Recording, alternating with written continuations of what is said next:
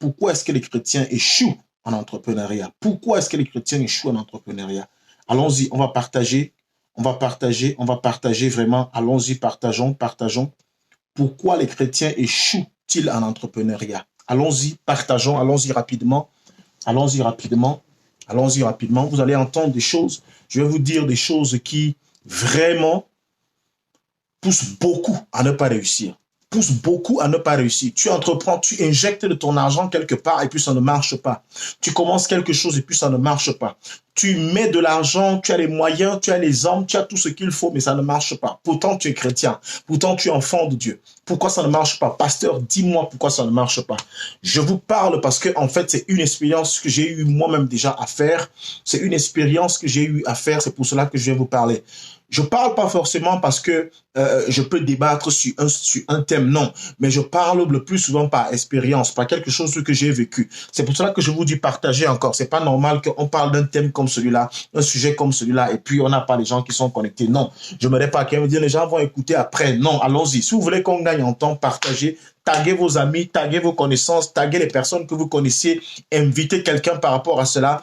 Tu as, je ne sais pas combien d'argent tu as mis de côté, tu veux entreprendre, tu veux déjà mettre ton argent, tu as mis des gens de côté, tu veux te lancer dans un business, dans une affaire, mais tu ne sais pas exactement, soit tu ne sais pas quoi faire, mais tu as même peur. En même temps, tu as peur de pouvoir te lancer. Voici les raisons pour lesquelles beaucoup de personnes échouent en entrepreneuriat. Mais même si elles sont chrétiennes, ces personnes, voici pourquoi est-ce qu'elles échouent.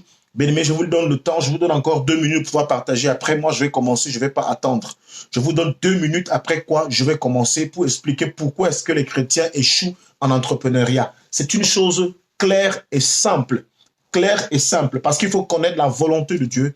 Il faut connaître ce que Dieu attend de nous. Amen. Nous devons réussir. On n'a aucune raison d'échouer. Le chrétien n'échoue pas. Ça, c'est une réalité. Le chrétien n'échoue pas. Mais maintenant, il faut comprendre.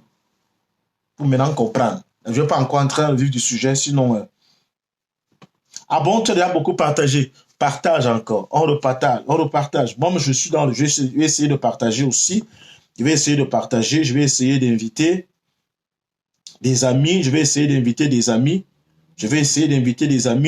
de partager pour expliquer en profondeur exactement pourquoi beaucoup de personnes ne réussissent pas en entreprise. Pourquoi beaucoup de personnes ne réussissent pas? Beaucoup de personnes ne s'en sortent pas en entreprise. Pourquoi? Je vais expliquer cela. Je veux vraiment expliquer cela. Beaucoup de chrétiens, ils dépensent de l'argent. Oh, ça n'a pas marché. Pasteur, prie.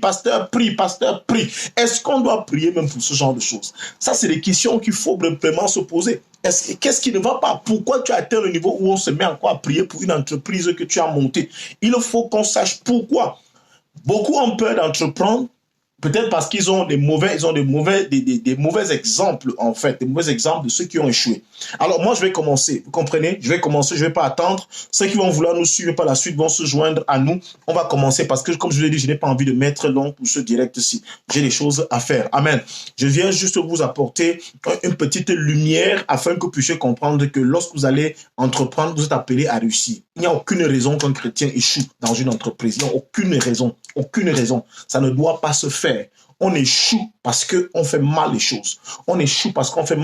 Et ce soir, je te donne les raisons pour lesquelles 1000 chrétiens sur 1200 ou alors 950 chrétiens échouent dans leurs affaires sur 100, sur 1000.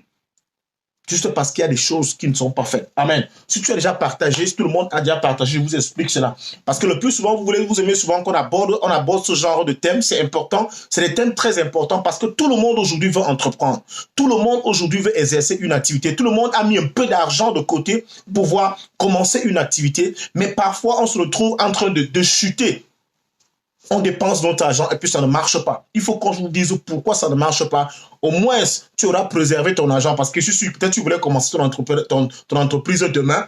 Peut-être tu voulais commencer la semaine prochaine. Peut-être comme le déconfinement est maintenant total en France, par exemple, tu peux dire, moi, je vais commencer lundi. Mais avant de commencer lundi, j'ai envie de te dire quelque chose. Pardon, je t'en supplie, partage partage, invite au maximum, partage dans tous les groupes. Bien-aimé, on dit que l'argent est l'honneur de la guerre, c'est vrai. Bien-aimé, on se bat ici-bas parce qu'on veut l'argent. On se bat ici-bas parce que on veut être à l'aise. On veut garantir l'avenir de nos enfants. On veut garantir l'avenir on veut garantir notre retraite. C'est très important. Ça veut dire que tout le monde qui est connecté ici, je suis sûr, s'il y a quelque chose sur laquelle nous sommes tous d'accord, c'est que en fait la pauvreté n'est pas une bonne chose. S'il y a quelque chose sur laquelle nous sommes tous d'accord, c'est que chacun doit être c'est-à-dire que il doit vivre l'autosuffisance financière. Alléluia. L'autosuffisance financière. Tout le monde doit vivre cela. Chacun de nous doit être au point où il a son argent. Il n'a pas besoin de qui que ce soit pour pouvoir l'aider à acheter peut-être, je sais pas quoi, une voiture, une chaussure, bien un terrain, une maison. Chacun doit vivre cela. Et ça, c'est le plan de Dieu. Ça, c'est le plan de Dieu. Maintenant, bien aimé, je compte jusqu'à 10 et moi, je commence. Je vous dis exactement. Ah, demain béni, homme de Dieu. Demain béni, homme de Dieu. Je te vois, je t'aperçois. Bien aimé, je compte jusqu'à 10 et moi je commence. Je vous prie de partager dans tous les groupes auxquels vous appartenez. Partagez dans tous les groupes, faites partager en désordre.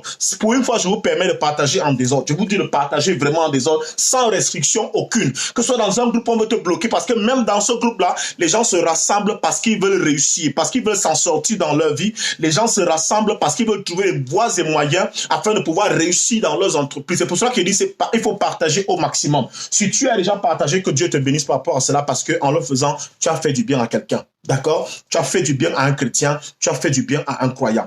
Bien-aimé, je commence mon propos. Que Dieu vous bénisse abondamment. Merci Seigneur parce que tu me donnes l'opportunité et l'occasion de pouvoir parler à mes frères et à mes sœurs. Papa, tu nous as mis à part. Tu nous as mis à part pour les bonnes œuvres. Tu nous as mis à part parce que tu aurais voulu que nous soyons la lumière et le sel de la terre. Tu voulais, oh mon Dieu, que le monde s'inspire de nous, Éternel. Tu as voulu que le monde, oh mon Dieu, en nous voyant, Éternel, voie la réussite, Éternel, et demande où est-ce que nous avons tiré une telle connaissance. Père éternel, que la gloire te revienne à toi et à toi seul. Sois béni parce que je sais, Père, cette parole que tu as mise dans mon cœur en cette soirée, c'est pour mon frère, c'est pour ma sœur qui voulait sûrement se lancer dans une entreprise. Père, merci parce que tu le bénis. Merci parce que tu l'orientes à nouveau. Tu donnes une nouvelle connaissance afin qu'il excelle et qu'il soit une bénédiction pour plusieurs. Au nom de Jésus-Christ. Amen. Mais pourquoi est-ce que les chrétiens échouent en entreprise? Je suis sûr que beaucoup parmi nous aussi ont déjà fait cette expérience où tu mets de l'argent, Alliance, que tu mets de l'argent quelque part afin de pouvoir investir, pouvoir fructifier ton argent. Après, ça ne marche pas. Tu prends des jeunes, tu pries, après, ça ne marche pas. Tu es surpris de ce qui se passe par la suite. Si tu ne l'as pas encore partagé, tu peux partager pendant que je parle. Tu es surpris que ton entreprise ne marche pas. Tu es surpris que tout l'argent que tu as mis de côté, tu te retrouves encore en train de le perdre. Au point où tu dois encore aller chercher un peu d'argent pour pouvoir venir gonfler encore ton capital. Cela arrive à beaucoup de chrétiens, même avec les Bibles en main. Même quand ils seront au rendez-vous, dans un rendez-vous d'affaires avec la Bible dans le sac, ils réussissent quand même à échouer. Même quand nombreux vont quand même dans un rendez-vous où ils sont sûrs que Dieu même les accompagne, ils finissent quand même par échouer. Pourquoi ceci arrive? Ceci arrive premièrement pour une chose. Bien aimé, il y a des choses qu'on ne peut pas contourner dans la parole de Dieu. Il y a des choses qu'on ne peut pas contourner dans la volonté de Dieu. Il y a des choses qu'on ne peut pas contourner. Amen. En tant que chrétien, on ne peut pas les contourner. La première des choses, c'est de savoir ce que c'est qu'un chrétien. Un chrétien, c'est quoi? Un chrétien, c'est un imitateur de Christ. En d'autres termes, c'est un petit Christ. Amen.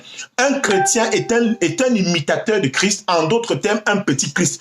Bien-aimé, frappe la poitrine. Dis, je suis un imitateur de Christ. Je suis un petit Christ. Dis-le. Vas-y. Dis-le par la foi. Même si tu ne le croyais pas, même si tu ne le savais pas. Dis-le. Dis, je suis un imitateur de Christ. Je suis un petit Christ. C'est pourquoi on m'a appelé chrétien. Parce qu'en fait, il faut reclasser encore un peu l'histoire afin que nous puissions comprendre. Pourquoi est-ce que les hommes ont été appelés chrétiens? C'est parce qu'on s'est rendu compte qu'ils suivait la doctrine de Christ. Il marchait comme Christ, il faisait comme Christ, il se comportait comme Christ. Alors à Antioche, on les appelait pour la première fois des chrétiens. En fait, ce n'est pas un nom que Dieu a donné à ses enfants. Ce n'est pas un nom que Dieu a donné à ses fils. Non, mais ce sont ceux qui nous regardaient à distance, qui ont dit, comme ils font comme Christ, comme ils marchent comme Christ, on les appellera désormais les chrétiens. On les appelle les chrétiens. Et nous avons adopté ce nom-là. Et nous sommes fiers de porter ce nom. D'accord? Nous sommes fiers de porter ce nom. Mais seulement, le fait de porter ce nom implique certaines responsabilités et certains devoirs. D'accord? Le fait de porter ce nom implique certaines responsabilités et certains devoirs. Quand je parle de responsabilité, je parle de devoir. C'est parce que tu es un petit Christ, parce que tu es un imitateur de Christ. Qu'est-ce que Christ faisait quand il était sur terre? La parole de Dieu est claire là-dessus. Christ ne commençait pas une entreprise sans demander l'aval de son Dieu. Christ ne commençait pas quelque chose sans demander si c'était la volonté de Dieu. Christ ne commençait pas quelque chose sans consulter ton Dieu. Alléluia. Et là, c'est la première erreur que beaucoup de personnes font. Pourquoi? Parce que, en fait, quand tu ne consultes pas Dieu, automatiquement, tu es en train de consulter ta propre connaissance. Tu consultes tes expériences. Tu consultes ton compte en banque. Tu consultes tes moyens. Or, tu ne réussiras pas à ton entreprise parce que tu as de l'argent. Tu ne réussiras pas à ton entreprise parce que tu as un bagage intellectuel. Tu ne réussiras pas à ton entreprise parce que tu as les hommes. Tu ne réussiras pas à ton entreprise parce que tu as les moyens, mais tu réussiras à ton entreprise parce que ton entreprise entre en étroite collaboration avec le OK de Dieu. Ça veut dire que lorsque tu veux lancer, beaucoup de personnes, donc, tu es chrétien, tu es enfant de Dieu, mais tu organises les choses sans demander à ton Père. Tu fais des choses sans demander à ton Dieu. Tu fais des choses sans demander que Dieu, est-ce que c'est mon couloir? C'est là où je vous amène. Parce que lorsque Christ est sur terre, il ne fait rien sans demander à son Père. Pourquoi? Parce que s'il fait sans demander à son Père, il est probable qu'il soit en train de bien faire certaines choses, mais qu'il ne soit pas dans le canevas de Dieu. C'est très important. Je vous dis, c'est très... Ne prenez pas cela à la légère. C'est pour cela que le psaume 127 peut dire que celui qui, si l'Éternel ne veille, celui qui veille en vain, si l'Éternel ne bâtit, ceux qui bâtissent en vain. Qu'est-ce que ça signifie que si l'Éternel ne bâtit? Ça veut dire que si l'Éternel ne donne son accord, beaucoup de personnes ne consultent jamais Dieu quand ils veulent faire quelque chose. Mais bon, et quand je dis consulter Dieu, ça signifie quoi? Consulter Dieu ne veut pas dire tu parles informé. Consulter Dieu ne veut pas dire tu parles informé. Consulter Dieu signifie tu parles lui demander. Qu'est-ce que ça signifie demander à Dieu? Papa, j'ai de l'argent. Tu m'as donné de l'argent. J'aimerais investir. Est-ce que c'est mon couloir? Est-ce que je suis appelé à investir? Parce que ne vous trompez pas aussi. Tout le monde n'est pas appelé à entreprendre. Tout le monde n'est pas appelé à créer une entreprise. Bien aimé, tu n'es pas appelé, tout le monde n'est pas appelé à créer une entreprise. Alors si tu n'es pas appelé à créer une entreprise, ton père que tu as honoré en allant consulter te dira non mon fils, toi tu n'es pas fait pour les entreprises, laisse. Tu n'es pas fait pour les entreprises, mais pour l'argent, ne t'inquiète pas, je sais comment je te fais pour avoir des sous. Alléluia, je sais comment tu feras pour avoir de l'argent. Tu n'es pas appelé à entreprendre. Et c'est pourquoi, parce que tu ne consultes pas Dieu. Je dis bien encore, je reviens là sur ce mot-là, parce que beaucoup de personnes, quand tu as dit à quelqu'un, est-ce que tu as consulté, Dieu va dire que oui, papa, j'ai prié. Non, tu n'as pas prié, tu es parti informer à Dieu que, papa, j'ai envie d'ouvrir une quincaillerie. Non, ce n'est pas que j'ai envie d'ouvrir une quincaillerie. Papa, est-ce que je suis appelé à entreprendre? Est-ce que je suis appelé à entreprendre? Non, mon fils, tu n'es pas appelé à entreprendre. Oui, mon fils, tu es appelé à entreprendre. Oui, ma fille, tu es appelé à entreprendre. Ok, papa, je suis appelé à entreprendre. Mais dans quoi je suis appelé à entreprendre? Je suis appelé à faire dans quoi? Parce que il y a beaucoup d'entreprises. Il y a beaucoup de choses qu'il y a sur terre. Il y a beaucoup d'entreprises sur terre. Mais dans quoi Dieu t'a préparé pour quelle entreprise? Dieu t'a préparé pour quelle entreprise? Il va te dire, je t'ai appelé à devenir un opérateur économique dans les télécommunications. Ok, mais papa, je n'ai pas la formation en télécommunication. Mais en fait, le plus souvent, chaque fois que Dieu chaque fois qu'on veut faire quelque chose, ce que nous mettons le plus souvent, c'est notre intérêt. Or, c'est déjà faux. Si tu pars devant Dieu en mettant ton intérêt, ça veut dire que tu as oublié la raison pour laquelle Dieu t'a appelé. En réalité, ce que tu dois comprendre, c'est en fait, selon le livre de 1 Timothée chapitre 2. Oui, je crois bien. Alléluia. 1 Timothée, oui, c'est 1 Timothée qui nous rappelle. C'est 1 Timothée chapitre 2, verset 4. Il dit, la volonté de Dieu, c'est que tous les peuples, tous les hommes soient sauvés et parviennent à la connaissance de la vérité. Qu'est-ce que cela signifie? Ça veut dire que même quand tu entreprends, l'entreprise que Dieu te fait monter, ce n'est pas pour te donner de l'argent. Si tu vas profiter pour avoir de l'argent, ça ne le dérange pas. Mais en fait, il monte cette entreprise-là pour pouvoir gagner les âmes. Oui, tu gagneras les âmes, mais tu gagneras de l'argent. Amen. Tu gagneras de l'argent, lui gagnera les âmes. Ça veut dire que lui ne regarde pas, parce que le plus souvent, quand on veut monter une entreprise, on commence et on a de l'argent, on se lance, on attire les amis ici, on prend les frères les frères en Christ. Le plus souvent, les chrétiens aiment travailler entre eux. Mais sachez une chose, c'est que Dieu n'est pas là pour former les sectes. Dieu n'est pas là pour former les sectes. Non. Dieu n'est pas là pour former les sectes où vous serez entre vous. Le plan de Dieu, c'est de sauver l'humanité. Ça veut dire que dans cette entreprise-là, comme tu n'as pas les prérequis, tu n'as pas les connaissances en télécommunication, oh, Dieu veut que tu montes une entreprise en télécommunication. Ça veut dire que quoi? Ça veut dire que Dieu s'attend à ce que tu agisses comme Salomon qui fait venir Hiram,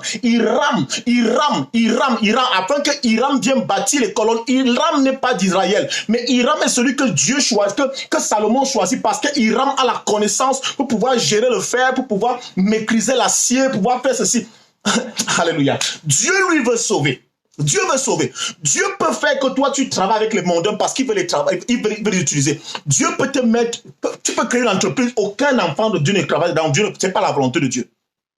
D'accord? Voici en fait, je crois que j'ai cité quelques raisons déjà. Je continue de parler. Ça veut dire qu'à un moment donné, toi, tu veux travailler seulement avec les chrétiens. Or, dans le plan de Dieu, c'est que ton entreprise soit à un niveau où les mondains viendront travailler chez toi. Et en voyant ta réussite, bien aimé, en voyant ta réussite, ils seront obligés d'adorer ton Dieu et de le servir. Amen. De le servir et d'adorer ton Dieu. Je ne sais pas si tu l'as partagé, bien aimé. On ne peut pas vivre un direct comme celui-ci, les gens ne partagent pas. Bien aimé, c'est pas bon. C'est pas bon. Nous ne consultons jamais Dieu. Nous ne demandons jamais à Dieu. Et c'est pourquoi, bien aimé, combien de personnes échouent, recommencent, parce qu'en fait, ils n'ont jamais demandé à Dieu. Seigneur, est-ce que c'est ton plan que je fasse ceci? Si ce n'est pas ton plan, ne dépense pas ton argent pour rien, parce que c'est un argent que tu es en train de jeter. C'est un argent que tu jettes. C'est un argent que tu jettes. Tu jettes cet argent. Et voici ce que Dieu dit dans le livre de Deutéronome chapitre 15 au verset 6. Voici ce qu'il dit. Il dit, tu prêteras à beaucoup de nations et tu n'emprunteras pas. S'il dit à beaucoup de nations, ça veut dire qu'il ne parle plus de ta nation. Ça veut dire qu'il ne parle plus. Tu ne prêteras pas au niveau des chrétiens. Tu ne prêteras pas de l'argent aux chrétiens parce qu'en fait, tout chrétien est appelé à réussir. Tu ne prêteras pas de l'argent aux enfants de Dieu parce que tout enfant de Dieu est appelé à réussir. Mais c'est plutôt ceux du dehors, à toutes les nations. Quand il parle des nations, ça veut dire qu'il parle des nations qui sont en dehors d'Israël, ça veut dire qu'en dehors de toi et moi, ça veut dire que les mondains sont appelés. Dieu, le plan de Dieu, c'est qu'il doit attirer les mondains vers toi, parce que lui veut les gagner. Or, ce qui nous dérange le plus souvent, c'est que chaque fois que nous parlons d'entrepreneuriat, nous voyons seulement notre bénéfice. Nous ne voyons pas que c'est l'entreprise que Dieu crée. Il crée cette entreprise afin de gagner plusieurs personnes. Lui veut gagner les hommes. Il s'en fout de l'argent. Que tu aies de l'argent derrière pendant que lui gagne, c'est pas son problème. Lui veut gagner les hommes. S'il peut gagner les hommes pendant que toi tu gagnes l'argent, il n'y a pas de problème. Parce que beaucoup de personnes créent les entreprises plutôt pour gagner de l'argent. Je dis bien les chrétiens. Vous créez les entreprises pour gagner de l'argent. Ce n'est pas ça. Ça veut dire que vous n'êtes pas dans le plan de Dieu. Vous devez créer les entreprises pour gagner les hommes. Parce que c'est la volonté de Dieu. La volonté de Dieu, c'est que tous les hommes soient sauvés et parviennent à la connaissance de la vérité. Et un enfant de Dieu, un chrétien, fait la volonté de son Père. Faire la volonté de ton Père, donc, c'est vouloir que tous les hommes soient sauvés et parviennent à la connaissance de la vérité. Ça veut dire que tout ce que tu fais, tu es musicien. La musique que je fais, c'est pour gagner les hommes. Ce n'est pas pour avoir une notoriété sur la place publique. Ce n'est pas pour qu'on me connaisse sur Internet. Non, je ne prêche pas l'évangile parce qu'en fait, je me fais connaître. Non, je ne fais pas ce direct parce qu'il me fait connaître, mais je le fais afin de pouvoir te gagner, toi qui ne connais pas encore le Seigneur. C'est ça, en fait. C'est comme ça qu'il faut évoluer. Bien aimé, ça veut dire que je ne monte pas une entreprise parce que je veux de l'argent, mais je monte une entreprise parce que je veux gagner les âmes. Parce que je veux gagner les âmes.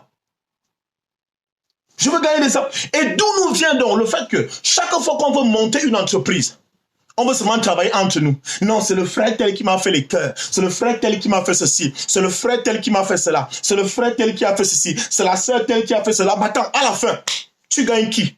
Tu n'appelles que les gens qui sont déjà gagnés. Tu appelles que les gens qui sont déjà sauvés. Mais non, c'est pas ça. Ce n'est pas ça le plan de Dieu. Oh, Dieu veut que les choses soient bien faites. Et c'est pourquoi résultat, la première conséquence du fait que le plus souvent on veut travailler entre frères, entre nous, entre machins, c'est que parfois on n'a pas de bons résultats. On n'a pas un travail bien fait. Parce que en fait, le fait d'être chrétien n'est pas une compétence professionnelle, comme mon frère disait tout à l'heure. Ce n'est pas une compétence professionnelle. Ce n'est pas une preuve de connaissance. Amen. C'est parce que quand tu es chrétien, tu maîtrises tout.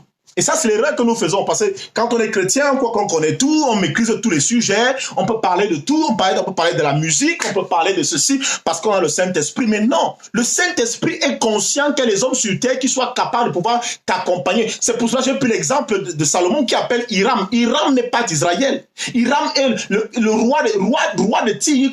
Il contacte le roi de Tyr. J'ai besoin de quelqu'un qui sache faire les œuvres avec le fer, avec le métaux. Et Hiram vient donc maintenant en Israël afin de bâtir le temple que Salomon avait en esprit de bâtir selon le plan que Dieu avait donné à Salomon. Est-ce que vous comprenez un peu? Ça veut dire que lorsque Dieu dit à Salomon que les colonnes doivent être comme ça, et il sait exactement qu'en Israël, il n'y a personne qui soit capable de le faire. Ce n'est que dans le monde que Salomon ira chercher quelqu'un qui sera capable de le faire. Ça veut dire qu'il y a des choses que Dieu peut te demander. Toi, avec ta petite mentalité de je ne sais pas quoi, je ne sais pas, on a une petite mentalité. Non, il faut seulement, je veux un chrétien. C'est un chrétien qui sera à la caisse. C'est un chrétien qui sera ceci. Le chrétien que tu appelles à la caisse, il ne connaît ni la gestion, il ne connaît ni comment gérer une entreprise, il ne connaît rien, il n'a aucune expertise. Son CV ne montre rien. La seule chose qu'il a dans le CV, c'est le Saint-Esprit. La seule chose qu'il a dans le CV, c'est la connaissance de la Bible. Or, ici, à un moment donné, ce n'est plus ça. Ce n'est plus ça. On ne demandera pas la révélation à Dieu sur les choses qu'il a données que les hommes ont déjà, bien aimés. C'est ça, en fait, nous devons savoir. Amen. Alors, Dieu mettra des personnes, des mondains, je dis bien des mondains, pour un but. Pourquoi? Parce qu'il faut que ton entreprise soit une entreprise d'excellence. D'excellence. Une entreprise d'excellence. Tu dois exceller. Tu dois exceller. Tu dois atteindre un niveau où personne ne dit, le monde t'envie. Il dit que les païens doivent venir voir, pas les chrétiens. Parce que, oh, Saint-Esprit de Dieu. Est-ce qu'on est ensemble? Est-ce que vous me comprenez? Est-ce que vous saisissez même très bien ce que je suis en train de vous dire? Est-ce que vous saisissez? Amen. Donc la première des choses, c'est un chrétien ne marche plus selon ses plans. Non. Tu demandes à Dieu, papa, est-ce que tu es appelé à entreprendre? Si tu dis oui, tu es appelé à entreprendre, dis-lui, Seigneur, je suis appelé à entreprendre dans quoi? Amen. Quand il te dit, tu es appelé à entreprendre dans ceci. Si tu as les compétences dans ce domaine, lance-toi. Si tu n'en as pas, dis-lui, Père, ce que tu me demandes de faire, je n'ai pas les compétences dans ce domaine-là. Alléluia. Il va te dire quelque chose. Que, en fait, c'est toi qui dois coordonner, c'est ton entreprise. Mais tu vas faire venir des personnes qui s'y connaissent afin de travailler avec toi. Amen. Afin d'avoir premièrement quoi? La qualité, l'excellence. Et quand tu auras l'excellence, la troisième chose, c'est que cette âme doit être sauvée. Pourquoi? Parce que l'âme, lorsque le mondain lui voit quelque chose qui est parfait, il veut seulement rester là où c'est parfait. C'est nous les chrétiens, on ne regarde pas ces choses-là, même si Dieu nous introduit ou nous on marche seulement. Mais le mondain lui juge à la vue. L'homme juge à la vue. Il juge à ce qu'il voit. Si ce n'est pas beau, il ne parle pas. Si ce n'est pas bien, il ne fait pas. Amen. Et comme Dieu, sachant que c'est comme ça qu'ils fonctionnent, dit, ok, c'est comme ça que je vais les attirer. Alors, bien aimé, arrêtons de faire des choses, arrêtons de vous lancer parce qu'on a de l'argent. Non. Arrêtez de vous lancer les entreprises parce que vous avez des connaissances. Non. Mais lancez vos entreprises parce que Dieu a dit ce que vous devez faire. Sinon, vous allez dépenser votre argent. Et la réussite pour un chrétien, ce n'est pas avoir de l'argent. La réussite pour un chrétien, c'est d'avoir accompli la volonté de Dieu. Et la volonté de Dieu, c'est quoi? Faire en sorte que tous les hommes soient sauvés et parviennent à la connaissance de la vérité. Quand tu vas le faire, tu auras réussi. Tu peux le faire, tu gagnes de l'argent, tu as réussi. Tu peux le faire sans gagner de l'argent, tu as réussi selon Dieu. On échoue donc, parce que tu vas avoir beaucoup de chrétiens, pourquoi je le dis? Parce qu'il y a même beaucoup de chrétiens donc aussi, qui vont dire, j'ai réussi parce que j'ai de l'argent. Mais dis-moi combien d'âmes tu as gagné par cette activité que tu as menée. Dis-moi combien d'âmes tu as gagné. Tu as gagné combien d'âmes? Si tu n'as gagné aucune âme, ça veut dire que ton entreprise a échoué lamentablement. Oui, ton compte est rempli, on s'en fout de l'argent. L'argent, ce n'est pas un problème. Ce n'est pas l'argent qui compte en tant que chrétien. Les choses du royaume, la chose la plus importante pour le royaume, c'est enrichir le royaume avec les âmes nouvelles qui entrent.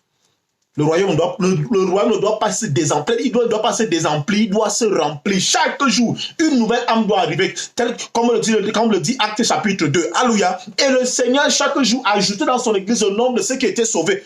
Parce que l'entreprise était bien gérée. Nous, on fait tout. On fait tout. tu as l'argent, non, je vais là faire ceci. Et c'est là où tu vas comprendre que même bien aimé, quand tu fonctionnes ainsi, il faut te rendre compte que celui qui marche avec le Seigneur, le chrétien qui est obéissant, bien aimé, ne fait pas toute formation, ne fait la formation qui ne va qu'avec ce que Dieu a voulu qu'il fasse. C'est pas que tu es dans, on fait la formation, tu es là parti, on fait la formation ici, tu es parti, on fait la formation là-bas, tu es parti, on fait la formation. C'est comme ça que vous perdez votre argent parfois pour rien. Parce que lorsque Dieu te dit, tu es appelé à jouer au football, bien aimé, ça veut dire que tout ce que tu as à faire, c'est te former dans le foot. Il n'y a rien d'autre à faire. Je vais aller faire un manage, je vais aller me former pour autre chose. Pourquoi? Parce qu'il m'a déjà montré mon chemin. Il m'a déjà montré ce dans quoi je dois entreprendre. Il m'a déjà montré mon couloir. Bien aimé, je n'ai pas 4 couloirs. Pourquoi je vais faire 15 choses à la fois pour échouer aussi partout? Mieux je connais la volonté de mon Père, mieux je connais ce qu'il attend de moi. Et je sais que s'il m'a dit le football, je m'en vais au football parce que ça veut dire que Dieu veut déjà gagner les footballeurs. Amen.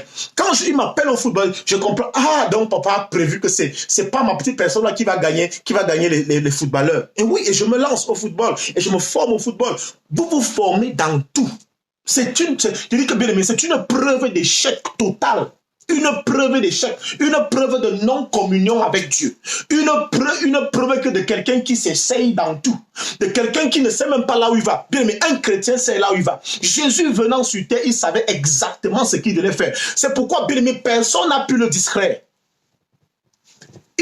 Personne n'a pu le distraire. Jésus a été dans les maisons où il devait être. Jésus a été avec les personnes qui devaient être. Jésus a été avec celui qui devait le crucifier. Jésus a été crucifié par celui qui devait le crucifier. Jésus-Christ a été crucifié sur la croix avec les bandits de part et d'autre qui devaient être là. Bien, mais ces bandits n'étaient pas là au hasard. Non. Non. On ne peut pas tout faire. On ne peut pas tout faire. On ne peut pas s'essayer. Tu ne peux pas dire que tu es chrétien, tu continues à t'essayer. Non. Tu continues à marcher selon ta pensée. Non, je vais faire ceci, je vais faire. Qui t'a demandé de le faire? Est-ce que Dieu t'a dit tu dois faire ça? Est-ce que Dieu t'a dit pourquoi vous dépensez l'énergie pour rien? Pour rien. Pourquoi vous dépensez l'énergie pour rien? Pourquoi vous dépensez le peu qu'on vous a donné à exercer dans un cadre bien déterminé? Vous dépensez cette énergie-là. Pourquoi? Pourquoi est-ce que vous le faites? Pourquoi? Je suivais encore un témoignage aujourd'hui. Ça m'a choqué, ça m'a fait tellement mal. Une petite sœur qui rend un témoignage d'une femme. Elle dit qu'elle a dépensé déjà 10 milliards. 10 milliards. Elle ne fait que perdre l'argent. Elle est déjà dans 10 milliards. Seigneur, je te dis comme ça, dit que tu dis 10 milliards ou bien tu dis 10 000 francs ou bien tu dis 10 millions. Tu dis 10 milliards. 10 milliards. Il dit argent, espèce, comptant, trébuche. 10 milliards. Vous voyez, à un moment donné, je ne pouvais pas répondre. J'ai essayé de répondre comme je voulais, comme je pouvais, mais je débordais. Et quand j'ai lu ça, je me dis que waouh, voilà exactement ce que beaucoup de personnes font et ça ne marche pas. Parce qu'elle a donné un exemple. Elle dit, et pourtant, elle a demandé qu'on prie. Elle dit, et pourtant, tous ceux qui travaillent dans cette entreprise-là sont des chrétiens. Je dis, mais est-ce qu'être chrétien signifie qu'on a des compétences professionnelles pour faire c'est à quoi cette entreprise? Est-ce que Dieu t'a dit que tu dois travailler avec ces chrétiens-là? Ou parce que tu veux faire plaisir? La première des choses, bien aimé, je vais vous montrer quelque chose. Je vais vous montrer quelque chose, d'accord? Laissez-moi vous montrer quelque chose.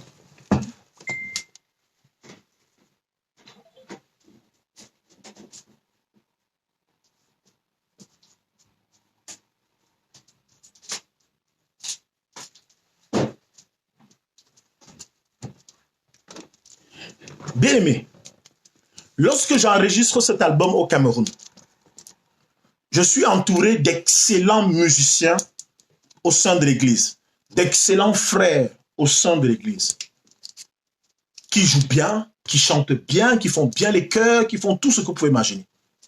Je connais les studios des frères. Mais la première des choses, je ne suis pas convaincu que je dois aller avec ces frères-là en studio. Je ne suis pas convaincu que je dois aller avec ces sœurs-là en studio pour chanter avec moi. Elles ne sont pas médiocres. Elles chantent bien. Ils ne sont pas médiocres, ils jouent bien. L'Esprit de Dieu me conduit vers des personnes qui n'ont jamais mis les pieds dans l'église. Je ne suis pas sûr qu'ils auraient mis les pieds dans une église. Amen. Je ne suis pas sûr qu'ils ont mis les pieds dans une église. Ah, pourquoi tu travailles avec les mondains? Pourquoi tu travailles? Je dis, je travaille pas avec les mondains parce que je veux. Et je, bien aimé, et par la grâce de Dieu, je rends grâce à Dieu, par la grâce de Dieu, j'ai été la première personne à les introduire dans l'église. Je sais pas si je peux parler comme ça, par la grâce de Dieu. Parce que la relation est partie de cet album-ci. First Step. La relation est partie de cet album. Et maintenant, quand j'avais des choses à faire à l'église, où j'avais besoin de musiciens bien aimés, ce sont eux que j'ai invités et ils venaient à l'église. Et tout le monde était surpris. Je crois que s'il y a certaines personnes qui étaient connectées ici, ils pouvaient reconnaître. Quand beaucoup de personnes arrivaient, on le voyait parfois parce que c'est des gars qui avaient parfois des locks, des dreadlocks qui tombaient. On me dit c'est les fumeurs de chanvre. Non, c'était pas les fumeurs. Oh, c'était pas les fumeurs de chanvre. Il ne goûte ni à l'alcool, ni à la cigarette. Non, il est marié légalement, durement. Amen. Mais c'est des personnes qui avaient besoin de quelqu'un qui pouvait les attirer du dehors pour les amener à l'église. Et aujourd'hui, lorsque le frère te parle de Dieu, parfois je reste comme ça et dis que waouh, toi là, tu parles de Dieu comme ça. Amen. La volonté de Dieu, c'est de pouvoir sauver les hommes. Si vous profitez derrière cela, ça ne dérange pas Dieu, ça ne dérange pas. Ça ne dérange pas. Mais ce n'est pas la raison pour laquelle Dieu te fait entreprendre. Dieu ne te fait pas entreprendre parce qu'il veut que tu aies de l'argent. Ce n'est pas ça. Ce n'est pas ça. Dieu ne donne pas le succès parce qu'il veut que tu aies de l'argent. Dieu te donne le succès afin que tu serves d'appât. Garde ça, garde ça, garde cette parole. Garde cette parole. Dieu te donne du succès afin que tu serves d'appât pour ceux qui ne connaissent pas. Pour que tu serves d'appât pour ceux qui ne connaissent pas. Pour que tu serves d'appât pour ceux qui ne connaissent pas.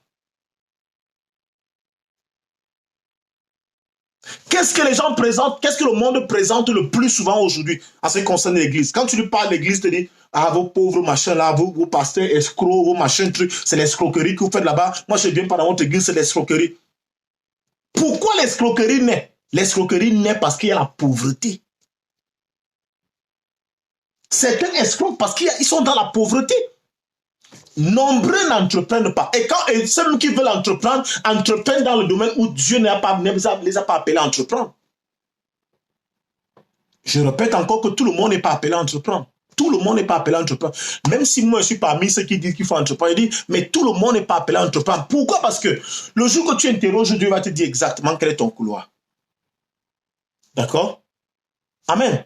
Alors, les pasteurs, les gens sont pauvres parce qu'en fait, ils ne sondent pas le cœur de Dieu. Parce qu'une fois que tu demandes à Dieu, Seigneur, qu'est-ce que je suis appelé à faire sur terre, il va te dire. Et sache une chose, c'est que Dieu ne peut pas te faire échouer dans ton domaine. Dieu ne peut pas te faire échouer. On n'échoue pas quand on est dans son couloir. Je dis, personne qui soit, je mets à défi toute personne sur la surface de cette terre qui est dans son couloir et qui échoue. Montrez-moi cette personne. Elle n'existe pas.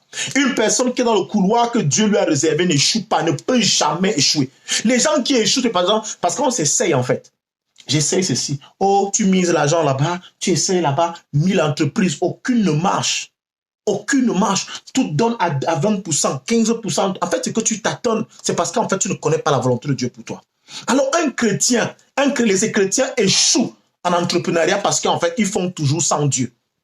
Il ne demande jamais à Dieu. Parce qu'il a prié, il a eu la grâce d'avoir un peu de sous. Il s'est dit, ok, d'accord, maintenant je vais entreprendre. C'est là dans quoi? Je vais vendre les mèches brésiliennes. Qui t'a demandé de vendre des mèches? Ta soeur peut vendre des mèches brésiliennes, ça ne veut pas dire que toi, tu vas vendre des mèches brésiliennes. Hein? Qui dit ta mère, même père, qui veut dire ta mère, même père. Ton père peut faire une entreprise. Et c'est une entreprise familiale. Et quand il veut arriver à ton niveau, Dieu dit que c'est... En fait, cette entreprise-là s'arrête à ton père. Tu n'es pas appelé à être le successeur de cette entreprise. Il te dit, ce n'est pas ton couloir. Sors de là. Bien aimé. Même si ton père veut t'appeler à le faire, dire que papa, excuse-moi vraiment, avec tout le respect que j'ai pour toi, je ne peux pas le faire parce que Dieu me dit ce n'est pas mon couloir. Sinon, ta chefferie s'il va tomber, ton entreprise s'il va tomber. Est-ce que tu veux que ce soit celui qui fasse tomber ton entreprise? Et soyez vrai avec vos parents. Dieu dit que ce n'est pas mon entreprise. Dieu m'a dit ce que je dois faire. Dieu m'a dit ce que je dois faire. Papa, ce n'est pas mon couloir. Tu laisses tomber. Il va trouver quelqu'un d'autre parce que son entreprise ne va pas tomber. Amen. Il va trouver quelqu'un d'autre et cette personne doit le faire. Mais nous, parce que quand nous voyons le succès quelque part, on veut tous être successeurs ou héritiers dans ce domaine-là. Non. Tout domaine qui réussit n'est pas ton domaine. Toute activité qui réussit n'est pas ton activité. Amen. Il y a des activités qui ne réussissent pas parce que c'est toi qui dois la faire. Et tant que toi tu la fuis, bien aimé, elle ne réussira jamais sur cette terre. Il y a des choses qui doivent être... Tu vois, quelqu'un a innové. Il a innové pourquoi? Pourquoi tout ce temps ces gens ne voyaient pas? C'est parce que les gens essayaient, ça ne marchait pas. Jusqu'à ce que c'est tombé sur la bêta personne qui t'a appelé à sortir cela du sol. Amen. À sortir cela du sol. Et ça devient une entreprise, c'est-à-dire que multinationale. Une multinationale. Mais tant que toi, tu ne te lances pas, parce que tu veux continuer dans la lignée de papa, non, papa était docteur, moi aussi je vais être docteur, mes enfants seront sur les médecins, mon petit-fils sera médecin, mes arrières, bien aimés. Comment vous sortez les gens parfois des canevas que Dieu? Est-ce que vous croyez que vous pouvez mieux dessiner l'avenir de votre enfant comparé à Dieu? Pourquoi vous faites ça? Je disais encore hier à ma femme que je ne vois pas comment quelqu'un peut souffrir. Et quand Dieu te dit, voilà ce que tu dois faire, tu vas dire, vraiment, je ne sais pas si je vais m'en sortir là. Ça veut dire qu'en fait, tu n'as pas envie de t'en sortir. Non, si Dieu t'a dit, bien aimé, c'est obéissance aveugle. C'est-à-dire, je n'ai même plus besoin de dire, si Dieu me dit, pasteur, voilà le couloir que j'ai préparé pour toi, ce que tu dois passer par cette fenêtre, tu tombes. Bien aimé, je ne vais pas réussir. Je commence à dire au revoir à ma femme, elle dit que chérie, le père a déjà dit que je passe par la fenêtre si je dois tomber sur la route. Je pars. Vous voulez qu'il commence à réfléchir? Est-ce que Dieu peut alors vraiment dire ça? En fait, c'est ça le problème. Est-ce que Dieu peut alors vraiment dire ça? Bien aimé, qui suis-je pour m'opposer à la volonté de Dieu? S'il me dit, pasteur, va te pendre, c'est là où c'est comme ça que tu dois mourir. Moi, je décidé que c'est comme ça que tu dois mourir. Tu es pas. Je meurs. Il y a quoi? Je réfléchis que je vis encore pour qui? Je vis pour quoi? Je vis pour quoi? C'est pour lui que je vis. Ce n'est pas des paroles en l'air. Si je vis, c'est pour lui que je vis. S'il me dit, place-toi en route, la voiture vient te cogner. Dans ma tête, c'est que le Père a déclaré. Je me place en route. J'attends que la voiture, si la voiture ne vient pas, j'excite la voiture qui vient. Pardon, viens faire ton travail. Parce qu'il faut que la volonté de mon Père s'accomplisse. C'est pour ça que je lui peux dire, va, fais rapidement ce que tu as fait. Fais ce que tu as fait. Vas-y au bout de ta. Fais ce que tu as fait. Il ne peut pas retenir Judas. Est-ce que vous croyez que Jésus ne connaît pas que c'est Judas qui doit faire ce travail? Il le connaît, mais il ne peut pas dire à Judas, arrête-toi. Non. Mais nous, ce que nous faisons, nous voyons, non, je ne peux pas mettre mon argent là-bas. Mais si c'est Dieu qui a dit, je fais. Pierre dit, Père, Seigneur, j'ai jeté le filet ici toute la nuit. Toute la nuit, j'ai jeté le filet ici. Mais à ta parole, je vais encore jeter. Parce que c'est toi qui me demandes de le faire, je vais encore jeter. Je ne jette pas parce que je connais péché. Parce que mes expériences m'ont montré cette nuit-là que je ne connais même pas péché. Ou alors que je ne maîtrise pas comment les poissons fonctionnent. Je n'ai pu attraper aucun poisson. Mais à ta parole, à ton ordre, parce que tu as demandé de jeter, je jette. Je jette. Bien aimé, quelle est l'entreprise que tu maîtrises, tu méprises autant au point Dieu t'a demandé de faire que je mais tu ne fais que foncer à gauche. On te dit va à droite, tu ne fais que foncer à gauche, foncer à gauche, foncer. Je ne vous comprends pas, je ne comprends pas les chrétiens. Vous dites que vous êtes des imitateurs de Christ, mais vous faites les choses comme vous voulez. On vous parle, personne n'écoute. On vous parle, mais personne n'écoute. On vous dit faites comme ça, mais personne ne veut faire comme ça. Chacun veut faire comme il veut. Tu ne peux plus faire comme tu veux. C'est ça en fait. Ce que vous devez savoir, c'est qu'en fait, dès qu'une fois qu'on est dans le Seigneur, notre vie ne nous appartient plus. L'échec, comme quelqu'un a dit, bien aimé, on échoue parce qu'on est têtu. On échoue parce qu'on ne demande pas et on échoue parce qu'on est têtu. Ce que Dieu demande de faire, toi tu veux corriger Dieu. Non, je veux plutôt faire comme ça. C'est vrai que le Seigneur m'a parlé d'un truc, je veux plutôt faire comme ça. Dieu m'a parlé d'un truc là, mais je crois que je vais plutôt organiser ça comme ça. Attends, toi tu es devenu intelligent. Celui qui t'a donné une petite portion d'intelligence, en fait tu lui montres comment toi tu es plus intelligent que lui. Tu es plus intelligent que Dieu maintenant. Tu connais plus que lui. Tu connais plus que lui. Bien aimé, je vous dis cela à partir d'aujourd'hui. Faites cette expérience. Parce que j'avoue, beaucoup de personnes m'ont dit, mais pasteur, comment on consulte Dieu? Comment on sait ce que Dieu veut? Non, c'est rien. C'est la chose la plus simple. C'est la chose la plus simple. Tout part de votre honnêteté et de votre sincérité avec Dieu. Tout part de votre honnêteté et de votre sincérité avec Dieu. Père, je ne veux plus rien faire de moi-même. Je veux être celui-là que tu as créé. Je veux être là où tu as voulu que je sois. Je veux faire ce que tu as arrêté que j'allais faire sur cette terre. Père, Est-ce que je suis appelé à entreprendre? Est-ce que je suis appelé à monter une affaire, papa? Tu prends un temps de prière par rapport à cela, bien-aimé. Même s'il ne te répond pas à toi-même directement, il passera par quelqu'un pour te répondre. Mais le plus souvent, ce qui nous arrive, parce que nous prions aussi comme des perroquets. C'est-à-dire, quelqu'un prie le matin, tu lui demandes à midi ce qu'il a demandé à Dieu le matin, il ne sait plus. Parce qu'en fait, il a juste prié parce qu'il faut prier. Il ne sait pas, il ne sait plus ce qu'il a demandé. On ne prie pas comme ça. Bien-aimé, si tu ne connais même pas, note, prends un stylo, rouge, de couleur, tu commences à noter, sujet de prière de demain matin ou bien de ce matin, tu notes. Ce n'est que ça que tu demandes à ton Dieu, avec la sincérité de cœur. Amen.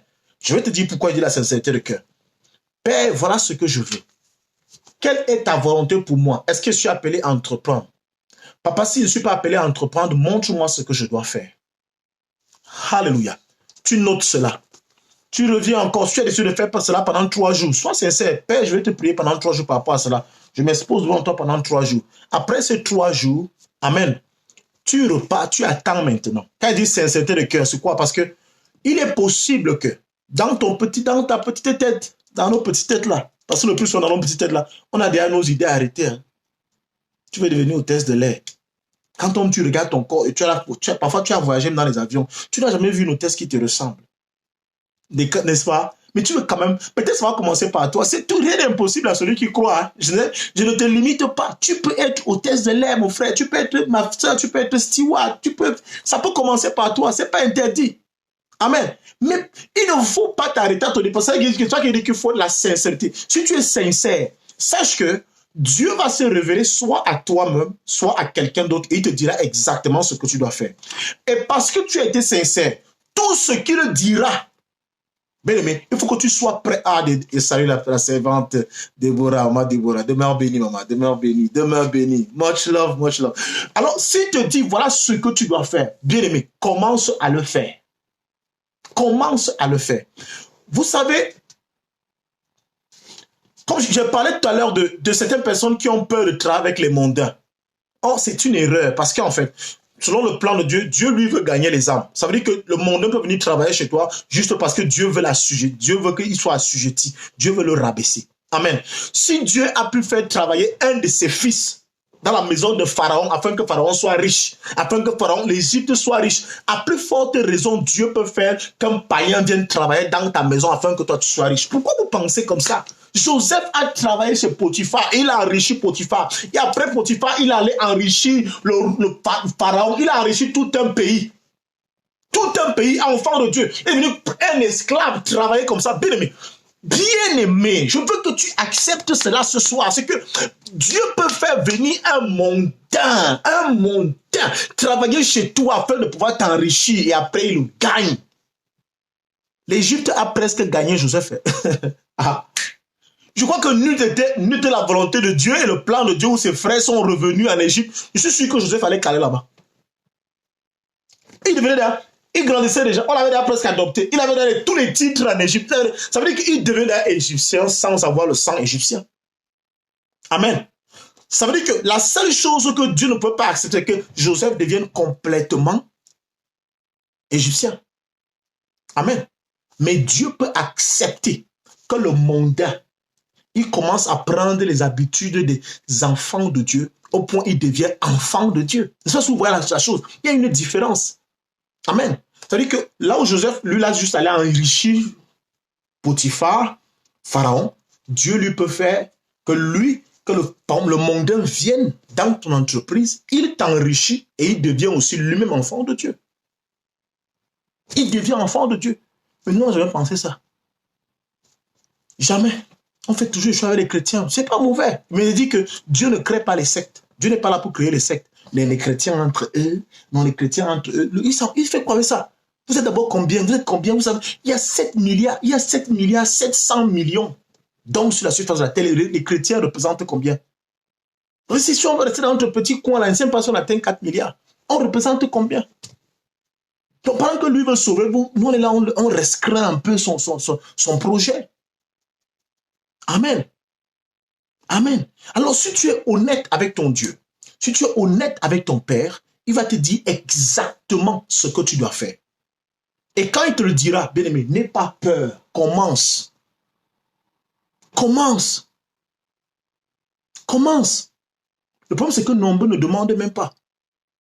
Nombreux ne demandent même pas. Nombreux ne cherchent même pas à savoir. Vous imitez trop les gens. Le chrétien imite trop les gens. Et pourtant, tous les jours, on chante comment est-ce que nous sommes uniques. Je suis unique, je suis unique, je suis unique. Je ne suis pas une photocopie, je suis unique. C'est de bouche qu'on le fait. On le dit de bouche. Mais nous ne le démontrons pas. Si tu es unique, fais aussi des choses uniques. Il y a quelque chose que tu dois faire. Ne jette plus ton argent en faisant parce que tu as entendu qu'il y a tel frère, son affaire. Non, viens avec moi, mon frère, il y a quelque chose. Je suis dans un couloir là. Oh non, je vais me mettre en affaire avec un frère là. Je vais me mettre en affaire. Ne te mets pas en affaire avec un frère si Dieu n'est pas d'accord. Mets-toi en affaire avec un frère, c'est la volonté de Dieu. C'est pas la volonté de Dieu, ne te mets pas en affaire avec lui. C'est pour aller jeter ton argent et perdre ton temps. Je dis, quand elle a dit 10 milliards, elle a investi 10 milliards, elle a tout perdu. Je dis, Seigneur, après elle confesse, elle dit, je sens que j'ai manqué de sagesse. Ah oui. Et ce genre de choses arrive pour que toi qui es connecté, si tu ne connaisses pas ce genre de choses, pour que toi tu ne le vives pas. C'est pour cela que cela arrive. C'est pour que toi tu ne tombes plus dans ce genre de piège. C'est pour que ton argent ne soit pas jeté là dehors. Non. Bien aimé, si Dieu ne te dit que tu n'es pas appelé à entreprendre, garde ton argent dans ta poche. Parce que j'ai dit cela, il y a des cas où Dieu te dit tu n'es pas appelé à entreprendre. Ça veut dire que toi-même, tu ne dois pas être aux commandes d'une entreprise. Amen. Mais il peut faire de toi un entrepreneur, quelqu'un d'autre. Tu injectes l'argent, les gens gèrent, on te ramène seulement de l'argent. Amen. On te ramène seulement de l'argent, mais toi, tu es assis, tu ne sors pas. Amen. Et ça n'a rien à voir avec ton bagage intellectuel. Ça n'a rien à voir avec le niveau académique que tu as. Non. Parce que Dieu peut mettre des gouverneurs, j'ai des gouverneurs, des ministres qui travaillent pour toi. Dieu peut mettre des grands hommes de ce monde-ci qui travaillent pour toi, qui te cherchent pour travailler avec toi. Vous cherchez qui? Non, je cherche telle soeur, je cherche tel frère, je cherche tel monsieur. Il est où? On te dit, on lui dit qu'il a encore l'église. Il est parti à l'église le matin, il n'est pas encore rentré. Le gars s'assoit devant le portail parce qu'il attend. Peu importe son grade. Est-ce que vous avez déjà atteint le degré là où vous faites confiance à Dieu à ce niveau? Est-ce que vous avez déjà fait confiance à Dieu à ce niveau? Au point où vous croyez qu'il peut faire des grandes choses pour vous. Amen. Voilà donc les raisons pour lesquelles les chrétiens échouent. Ils ne consultent jamais Dieu. J'explique que consulter, tu ne peux pas dire que tu pars demander, tu pars dire à Dieu que papa, ce n'est pas informer Dieu. Tu ne pars pas informer Dieu. Tu pars lui demander si tu es appelé à le faire. Est-ce que tu es équipé pour ça? Est-ce que tu es équipé pour cela? Quand tu veux remorquer une voiture, bien aimé, si tu n'as pas le matériel pour remorquer, tu ne peux pas remorquer, même si tu as une voiture. Toute voiture ne remorque pas. Amen. Toute voiture ne remorque pas. Il faut un train de remorquage. Si tu n'as pas de train, tu ne peux pas remorquer. Alors, Seigneur, est-ce que je suis capable de remorquer? Est-ce que je suis appelé à remorquer? Est-ce que je suis appelé à remorquer? Est-ce que je peux faire ceci? Non, tu n'as pas été créé pour ça. Bien aimé, c'est vrai que la plupart parmi nous connectés, nous sommes des Africains. Nous sommes des gens que on te donne une 206, tu la transformes en pick-up. On voit des choses là comme ça en Afrique. Quelqu'un achète une 206 décapotable. Tu reviens 2 mois après, la voiture est transformée, c'est des pick-up. Quand le blanc même voit la voiture comme ça, il dit que ça, il ne reconnaît plus sa 206. Elle est déjà métamorphosée. Tuné, changé, transformé. Parce que le gars veut transporter ses régimes de bananes. Il veut transformer ses patates. Il dit que non, ça là, moi je vais transformer. Mais est-ce que cette voiture est habilitée à porter les patates, à porter les régimes de bananes? C'est comme ça. Nous, on s'adapte justement pour ça. Maintenant, mais quand tu le fais, la voiture a été limitée. Elle a une voiture de 3 qui doit seulement porter 2 tonnes ou bien 1 tonne. Tu fais porter la voiture 40 tonnes. Et parfois, nous rions parfois ces images sur les réseaux sociaux. Quand tu vois une voiture qui porte au-delà de ce qu'elle devrait porter, on dit que c'est anormal. Mais c'est ce que nous faisons tous les jours. Nous faisons des choses pour lesquelles nous ne sommes pas appelés à faire. Je vous dis, c'est partout à l'église. C'est partout. Tu es enfant de Dieu parce que tu bouillonnes d'onction, parce que tu parles bien. Tu veux déjà devenir pasteur. Mais qui t'a dit que tu es pasteur? Tu es enfant de Dieu parce que tu pries bien. Je vais entrer dans le ministère d'intercession. Qui t'a dit que tu es intercesseur? Tu es enfant de Dieu parce que tu chantes bien. Je vais aller devenir chante. Qui t'a dit que tu es chante? Chante ne veut pas dire parce qu'on chante bien. Non.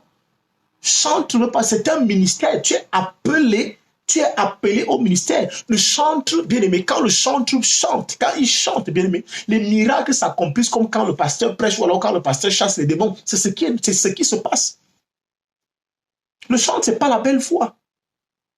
Le chant, ce n'est pas la belle voix. Et c'est pourquoi, bien aimé, les chantres, dans le ministère des chantres, les chantres, chaque fois que les rois allaient en guerre, on plaçait les chantres devant parce qu'en fait, les chantres représentaient la force de l'Éternel.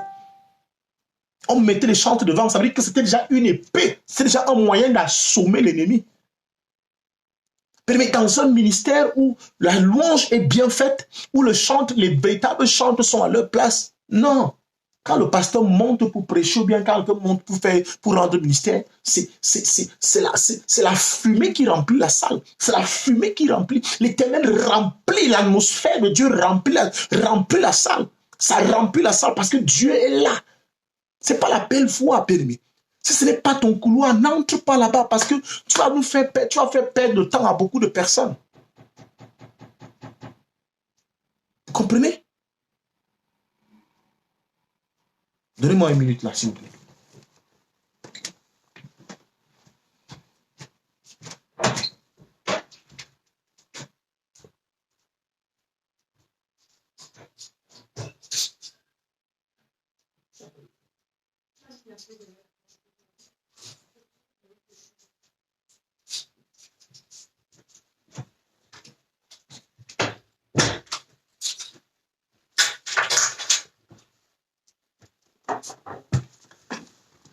Alors, bien aimé, que chacun soit dans son couloir et que chacun fasse exactement ce que Dieu a voulu qu'il fasse.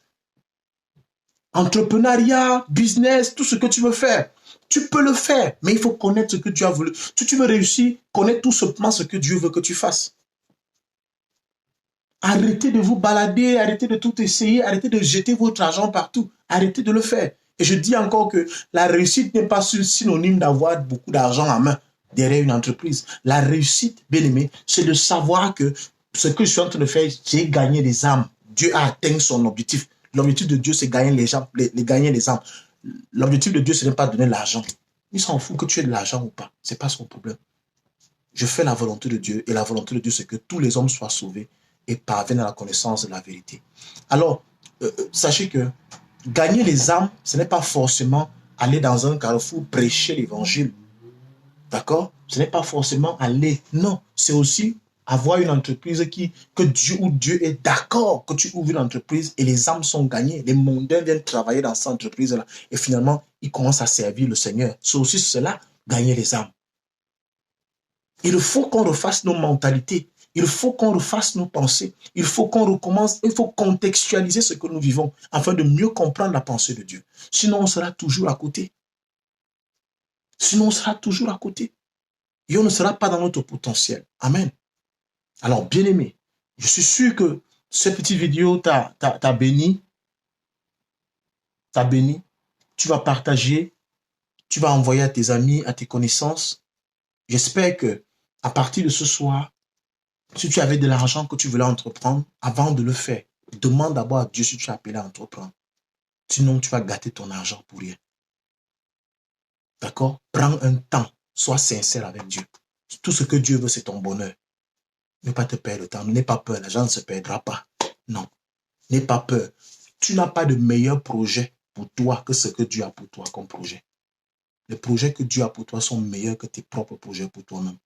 Alors, tu donnes entièrement ta confiance à Dieu. Tu t'alignes. Tu lui demandes sincèrement si c'est ta volonté. Si tu lui dis, Seigneur, papa, je m'aimerais entreprendre. Est-ce que je suis appelé à entreprendre? Est-ce que je suis appelé à faire ceci? Est-ce que je suis appelé à le faire? Bien, mais ne pars pas avec des idées déjà préconçues, avec des idées déjà arrêtées. Je m'avais dit à Dieu que non, j'ai envie de faire ça. Non, c'est pas ça. C'est pas ça, aller demander à Dieu. Là, c'est aller informer Dieu. N'allez pas informer Dieu. N'allez pas informer Dieu.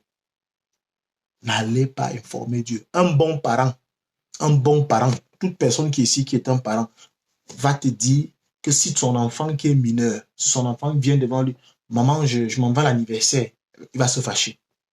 Donc, toi, tu viens seulement m'informer que tu as l'anniversaire. Tu me demandes même pas si je peux aller à l'anniversaire, si je peux sortir. Tu me demandes pas. Tu m'informes seulement. Tu ne pardonnes pas. C'est comme ça. Tu ne pars. Reste là. Et tu ne sors pas. C'est comme ça qu'on se comporte le plus souvent. Amen. Dieu ne veut pas qu'on le mette devant le fait accompli. Dieu veut qu'on demande son accord.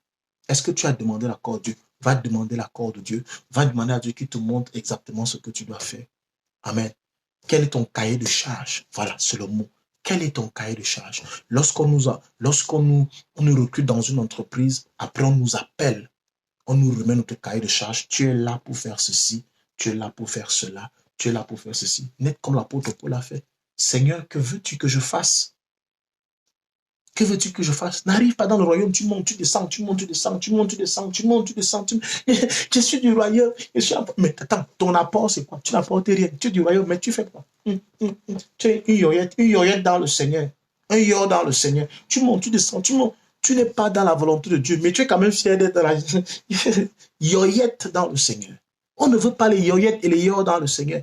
Les yoyettes sont, c'est-à-dire les activistes. Ils ne font rien de ce que Dieu demande, mais ils sont là. Il chante là-bas, il chante là-bas, il va aller balayer l'église là-bas, il va aller faire là-bas, il est activiste, on le voit partout, jamais là où il doit être. Partout, mais jamais là où il doit être. Ne soyez pas des activistes. Chacun de nous, bonsoir mon commissaire, j'espère que tu vas très bien.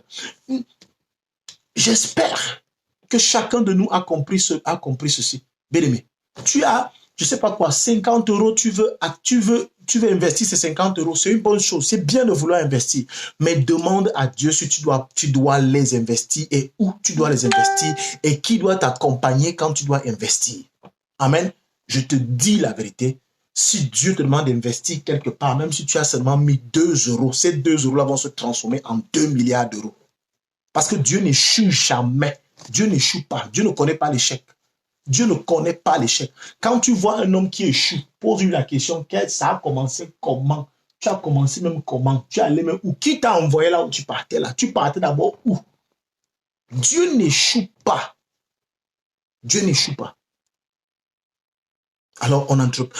Bien aimé, je rends grâce à Dieu parce que lorsque je créais cette marque, ce blouson que je porte, amen, c'est ma propre marque, Step. Lorsque je créais cela, vous avez sûrement vu déjà les t-shirts et tout. Ça, j'ai porté ça en fait pour vous montrer. Lorsque j'ai créé cette marque ici, moi, je ne comprenais même pas là où je partais. Bon, je vais faire ça pourquoi et tout. Ce n'était pas facile.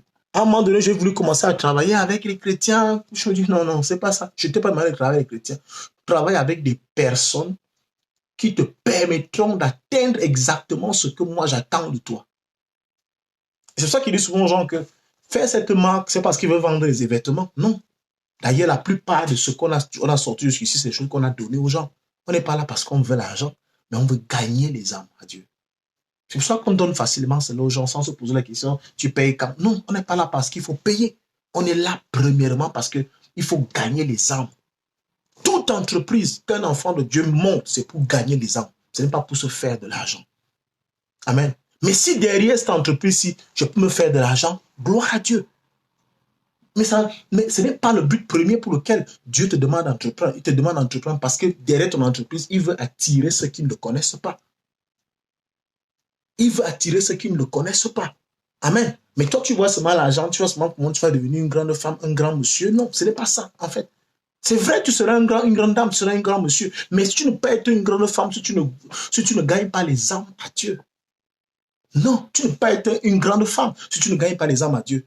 Tu ne seras considéré, les hommes vont te dire tu es une grande dame, les hommes vont te dire tu es un grand monsieur, mais en fait, Dieu ne peut pas dire que tu es un grand monsieur ou bien tu es une grande dame parce que tu n'as rien apporté dans son royaume de nouveau. L'argent, l'or et l'argent lui appartiennent. Les âmes, oui, c'est ça que je recherche. Ah, voici mon fils, voici ma fille. Elle m'a apporté ce que je recherche. On entreprend donc dans le couloir où Dieu a voulu qu'on soit. Il y a un couloir où Dieu t'attend si tu dois entreprendre. Si tu ne dois pas entreprendre, n'entreprends pas. Non, il y a quelque chose que Dieu a prévu pour toi. Et n'aie pas honte. N'aie pas honte. Amen.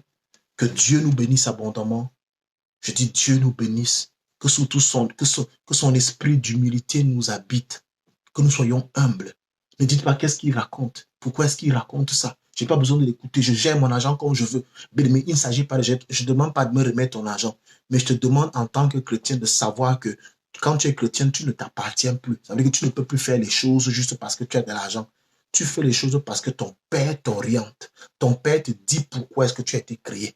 Ton père te demande de faire exactement ce pourquoi tu as été appelé. Il t'a recruté pour quelque chose. Quand je recrute quelqu'un dans une entreprise, c'est pour faire un travail précis. Ce n'est pas pour le tronc commun, ce n'est pas pour se balader dans les couloirs. Tu ne peux pas recruter quelqu'un dans une entreprise pour se balader dans les couloirs. Or, beaucoup de chrétiens se baladent dans les couloirs du royaume.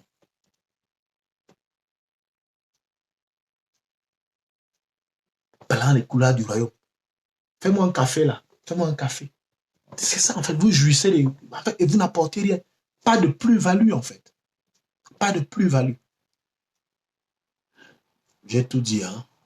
Là, je fais que me répéter, mais je vous ai tout dit. Je vois que pour les femmes, les gens qui sont sages, vous avez compris. Amen. Si ça vous manque, dites-nous, pasteur, aidez-moi à prier afin que Dieu vous montre ce que je dois faire. Demandez à la prophétesse de prier pour moi afin que Dieu montre ce que je dois faire.